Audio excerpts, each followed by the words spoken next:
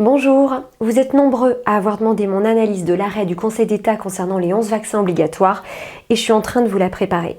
En ce qui concerne l'arrêt du Conseil constitutionnel concernant le pass sanitaire, eh bien j'ai une ou deux choses à dire seulement. Parce que d'un point de vue juridique, franchement, il n'y a pas grand-chose à dire.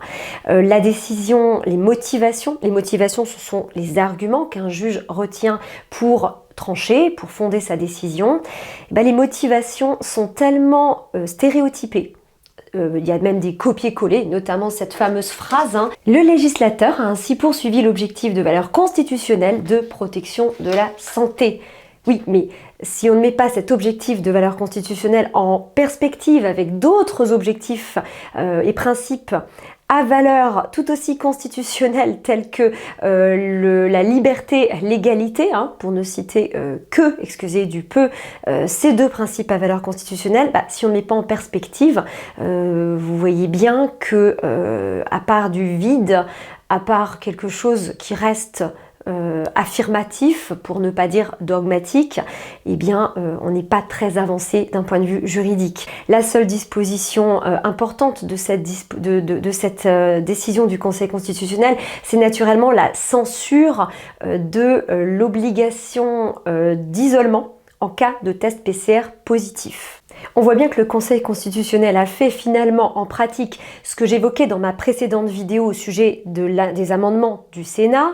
Il a désamorcé des sortes de bombes qui allaient exploser très rapidement parce que ces dispositions allaient être quasi inapplicables, extrêmement violentes pour tous les citoyens français et surtout avoir des effets sanitaires dramatiques. Le dépistage des cas positifs du Covid, c'est l'un des piliers de la lutte contre la propagation de la maladie. Donc, quand le président de la République annonce qu'il va dérembourser les tests PCR qu'il appelle de confort, mais c'est d'un cynisme incroyable parce que si vraiment l'objectif poursuivi est la protection de la santé, eh bien, on ne dérembourse pas les tests PCR qui sont, soit dit en passant, d'un coût exorbitant.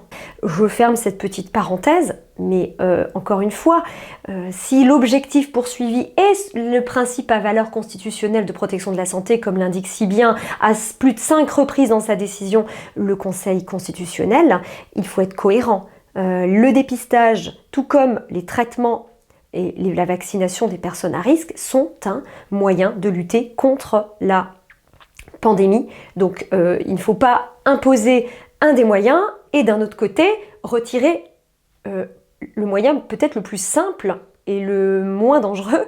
Et vous savez quoi? Ce n'est même pas ce motif de protection de la santé publique qui est retenu comme motivation par le Conseil constitutionnel. Non, non. Alors bon, je vais pas m'en plaindre puisque le motif retenu, c'est effectivement un risque d'atteinte aux libertés. Pour une fois, elles sont prises en compte. Mais quand même, là c'était l'occasion pour le Conseil constitutionnel de nous rappeler ce fameux objectif à valeur constitutionnelle de protection de la santé qui avait motivé le refus de censure d'autres articles du texte. Non, il répond uniquement sur l'un des griefs qui lui était soumis, en jugeant qu'il n'est pas nécessaire d'examiner d'autres griefs. Bon là, ça c'est assez classique, mais quand même, le Conseil constitutionnel a plus de 5 fois refusé de censurer une disposition législative qui lui était soumise au motif de cet objectif à valeur constitutionnelle de protection de la santé, et là, il ne le fait pas, dans le sens de la censure. Il faut qu'on m'explique. Mais bon, je referme cette petite parenthèse pour vous dire que cette décision, de toute façon, cette disposition de la loi qui prévoit l'isolement obligatoire était de toute façon inapplicable. Comment voulez-vous contrôler le placement à l'isolement des personnes? Mais attendez, mais est-ce qu'il était tellement inapplicable que ça? À votre avis, comment on aurait contrôlé ça? Je sais pas.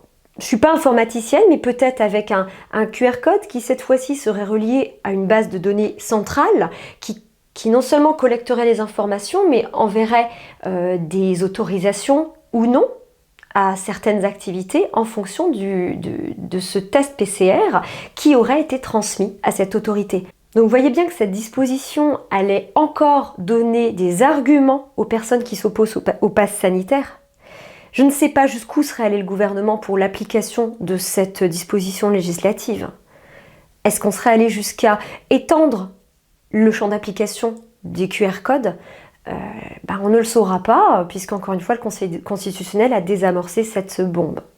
Et vous voyez tout de suite qu'il y a une notion fondamentale encore, dont on entend heureusement parler depuis quelque temps, qui est celle du secret médical. Ça aurait généré une transmission automatique, une violation, un traitement automatique d'une donnée qui est normalement couverte par le secret médical. Et là, je vous dis quelque chose que vous ignorez peut-être, ou peut-être que vous savez.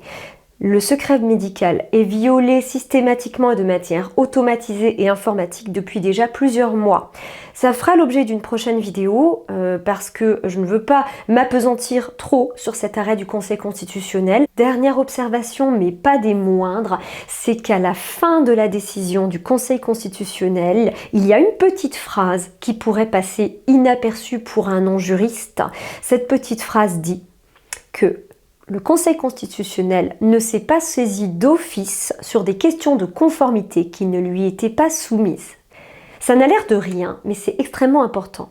Ça veut dire que les seuls points qui ont été examinés et soumis à la censure sont ceux qui lui avaient été limitativement adressés.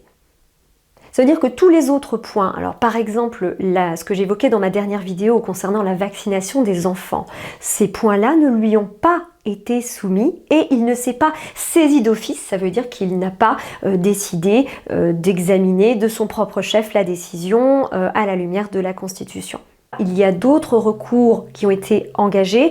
Le Conseil constitutionnel sera saisi à bien d'autres occasions. Je vous propose de passer notre chemin, parce que cette décision est tout de même déprimante. Donc je ne veux pas finir cette vidéo là-dessus. Alors je vous souhaite de prendre soin de vous, de prendre soin de vos proches, de prendre soin de toutes les personnes qui ont besoin de soutien actuellement, parce que ce que nous vivons, je le répète, j'ai déjà dit, mais ce que nous vivons est violent moralement.